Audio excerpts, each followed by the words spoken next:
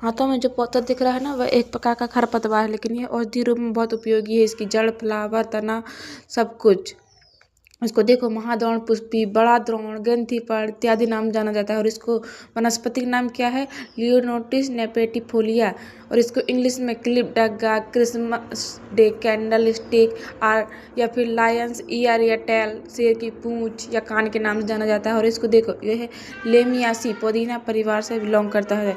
नीचे फोटो देखिए, इसको हर्बल टी के रूप में यूज किया जाता है। देखिए इसके फूल की पत्ती, इसका उपयोग देखो, बवासीर, पायल्स में भी किया जाता है। मलेरिया, बुखार, कफ में भी काढ़ा पीने से आराम मिलता है। डायबिटीज, मिर्ची के उपचार में भी उपयोग किया जाता है।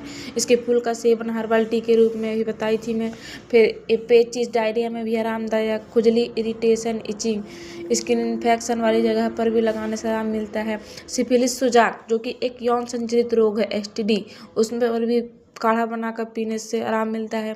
प्रसरण शोध, अंडकोश में जो सूजन हो जाती है ना, उसमें भी यह फायदेमंद होता है। इसका जड़ का लेप लगाने से सूजन ठीक हो जाती है।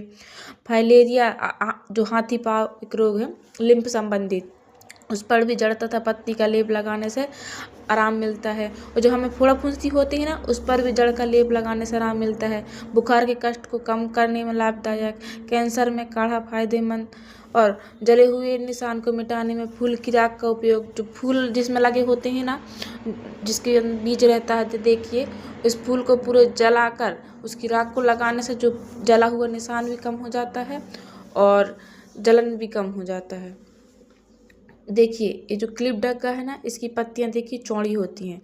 एक और होता है जिसको बिल डग्गा कहा जाता है, वो भी सेम इसी की तरह उसके फ्लावर्स दिखते हैं, लेकिन दोनों अलग अलग होते हैं। देखिए इसकी पत्तियां भी कितनी चौड़ी दिखती हैं। इसकी छाल का बहुत उपयोग होता है। ये चौड़ी पत्तियां हैं इनकी। लेकिन जो बिल डग्गा होता है ना जंगली, उसकी पत्तियां जो है उसके जैसे होती हैं, क्या कहते हैं, भांग की तरह होती हैं। इसकी पत्तियां चौड़ी चौड़ी होती हैं।